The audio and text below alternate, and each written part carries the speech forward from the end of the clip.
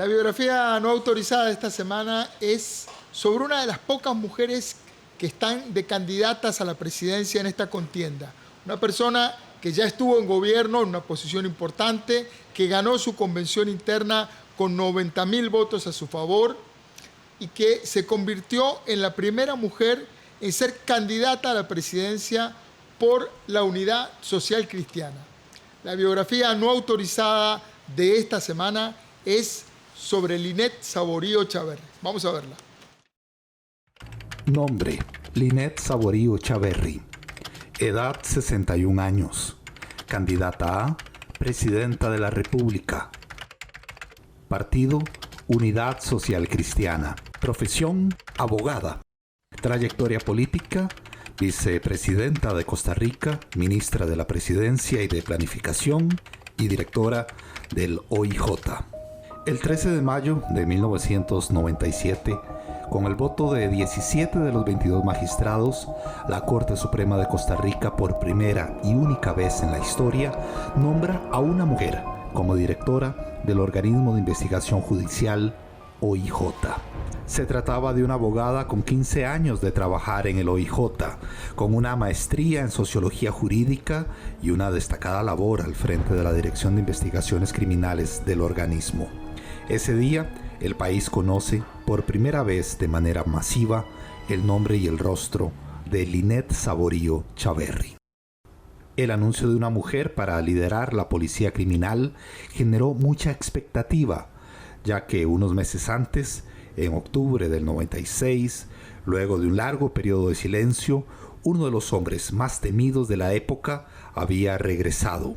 El psicópata había vuelto a asesinar a una pareja a la que sorprendió dentro de un auto en Patarrá de Desamparados. Con la llegada de Saborío al OIJ no se logró identificar al psicópata cuyos crímenes permanecen impunes, pero se intensificó un proceso de profesionalización de la policía judicial y del desarrollo de los laboratorios forenses para investigaciones criminales. Los 5 exitosos años de trabajo de Lynette Saborío al frente del OIJ le ofrecieron una visibilidad y una imagen positiva que le sirvió de plataforma para que durante la campaña que culminó en las elecciones presidenciales del 2002, el doctor Abel Pacheco de la Espriella la designase como su candidata a la primera vicepresidencia.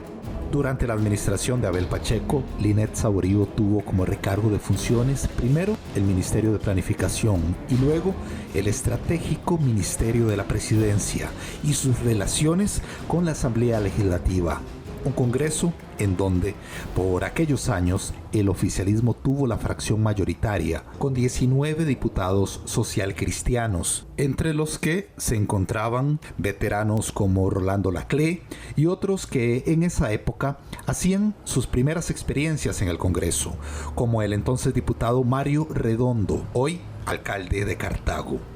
En la administración de Abel Pacheco se redujo el gasto público significativamente y se propuso una reforma fiscal que fue bombardeada hasta derribarla por 2 fracciones, la del Movimiento Libertario y la del entonces emergente Partido Acción Ciudadana.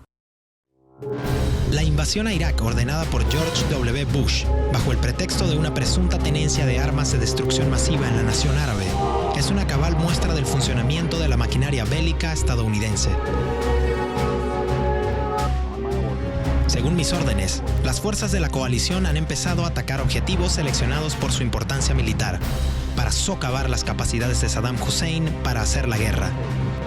A inicios del 2003 comenzó la violenta invasión de una coalición de países liderados por el presidente de Estados Unidos, George W. Bush, contra la Irak de Saddam Hussein. Y, sorpresivamente, el gobierno de Costa Rica, del cual formaba parte Lynette Saborío, rompió décadas de neutralidad internacional y pacifismo y se adhirió, en marzo del 2003, a la lista de países que integraban la coalición de guerra.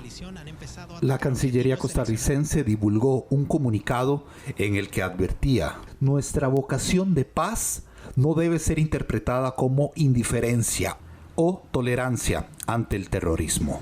En el conflicto entre la paz y el terrorismo, no somos neutrales.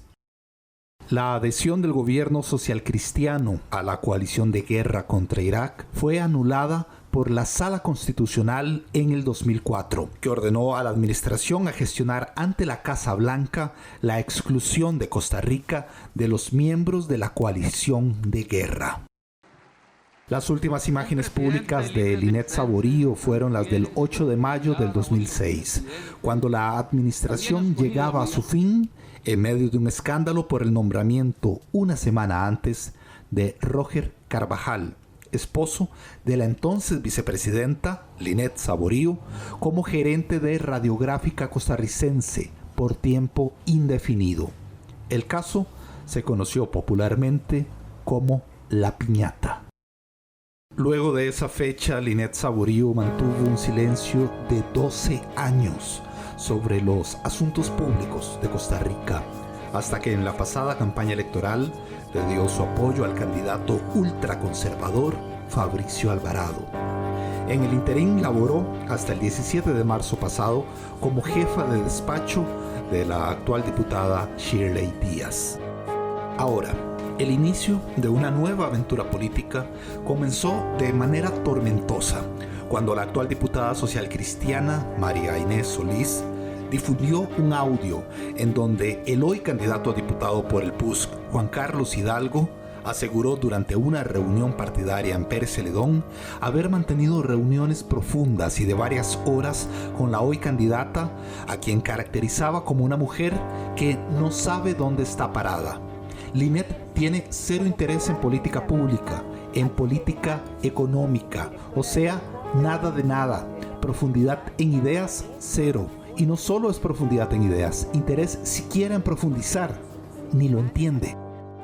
Pese a las virulentas críticas del comienzo, Linet de la Trinidad Saborío Chaverri ganó la convención interna del Partido de Unidad Social Cristiana con el 55% de los sufragios y con 90.800 votos a su favor, se convirtió en la primera mujer en ser candidata a la presidencia por el Partido Unidad Social Cristiana. Y esta es la biografía no autorizada de Linet Saborío, y es en realidad todo el segmento una apuesta por la memoria. El valor de la memoria en política es fundamental. El valor de la memoria en general en las sociedades, en los pueblos. Recordar. La memoria no tiene carga. La gente hizo lo que hizo, se alió con quien se alió, se amigó con quien se amigó, se desamigó con quien se quiso desamigar. Lo que hacemos en este segmento es recordar esa trayectoria. Vilma, el valor de la memoria. El valor de la memoria, sí.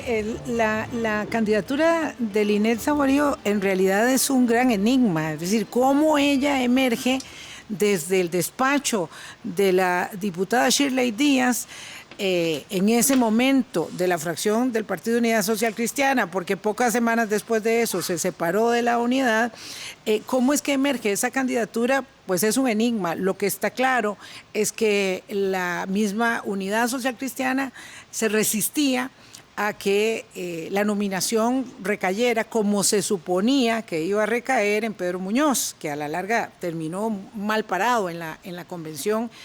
Pero lo cierto es que tanto la candidatura de ella es, digamos, de suyo, enigmática, como resulta ser de paradigmática la circunstancia del Partido Unidad Social Cristiana, que ha ido mutando, ¿verdad?, desde su gran caída de inicios de los 2000 hasta generar una serie de divisas. Digo, de ahí emerge el partido Movimiento Libertario de Otto Guevara, que hoy dirige en la candidatura a Luis Alberto Cordero, ex liberacionista, como el propio Otto Guevara, que todavía está buscando una diputación y que ahora llama a quebrar el voto ¿verdad? Llama a quebrar el voto, esas son las vallas que tiene puestas, y de ahí emerge nada más y nada menos que el republicano social cristiano del doctor Hernández, el partido Nuestro Pueblo, que es la casa que encuentra a Rodolfo Pisa, que no encuentra la puerta abierta cuando regresa. Entonces, la circunstancia de la candidatura de doña Linet y la circunstancia misma del Partido Unidad Social Cristiana lo que nos revela es justamente, ¿verdad?, con muchísima claridad, esa transición del sistema político costarricense, ¿verdad?, que inicia, ya lo habíamos visto la vez pasada, con la elección del 98 y que hasta el día de hoy está terminando de perfilarse, hasta no sabemos dónde, ¿verdad? Y yo sí soy de la tesis de que esta cantidad de partidos políticos no se va a volver a dar en otra elección, esperaríamos correctivos al efecto, pero que sí en esta nominación y en este partido y en el extremo de conservadurismo en el que la unidad ha ido convirtiéndose, denota mucho ese proceso de transición. Sí, Vilma, hay un axioma político que voy a tirarle la bola a nuestro analista de cabecera. Hay un axioma político y es que en política no existe el vacío. Los vacíos se llenan. Claro. E incluso se llenan de maneras extremas. Yo recuerdo, en el caso de la Unidad Social Cristiana, la candidatura de Louis Fishman, que tenía el eslogan del menos malo. Bueno, no hay vacío. Aunque sea el menos malo, pero hay alguien que da el paso adelante. Y en la Unidad Social Cristiana, durante este proceso electoral quedó clarísimo que efectivamente ese vacío, Ernesto, no iba a quedar, digamos, descuidado por ninguno de los flancos, siendo efectivamente don Pedro Muñoz el candidato que se suponía iba a recoger la estafeta del partido y iba a llevarlo, ¿verdad? Y el que hizo una apuesta muy fuerte, no solamente en términos de recursos, sino también de tiempo y de exposición mediática y demás.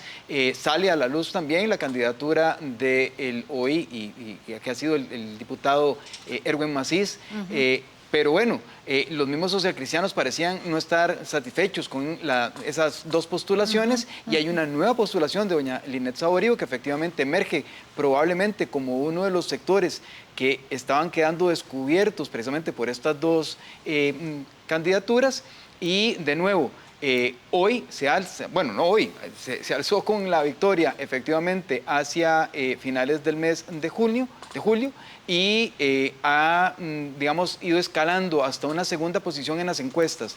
El crecimiento aquí, y esto es una hipótesis de trabajo, precisamente pareciera que doña Linet llegó para quedarse dentro del Partido de Unidad Social Cristiana, pero no necesariamente las ha tenido todas consigo para lograr amalgamar, digamos, o contrarrestar, polarizar a la población para que efectivamente se convierta en un polo de atracción electoral de momento. Veremos qué es lo que sucede en lo que vaya, ¿verdad?, de la campaña.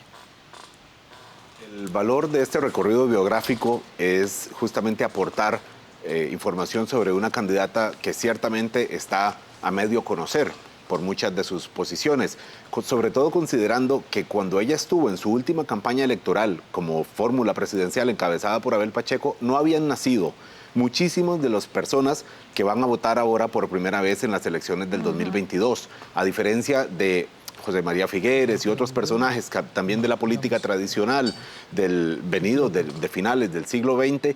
Ella tuvo un silencio muy largo, muy grande, a pesar de que tuvo un cargo público, no visible, pero sí un cargo público en el despacho de la diputada Shirley Díaz, que como recordaba ahora Vilma, ahora está en el partido que dirige el candidato Sergio Mena, el Partido Nueva Generación. Entonces, el valor de recordar lo que fue, lo que hizo, lo que pasó en el gobierno de Abel Pacheco, y por supuesto que el paso por el organismo de investigación judicial, que es uno de los puntos altos que menciona en su currículo en este momento la candidata presidencial de este partido.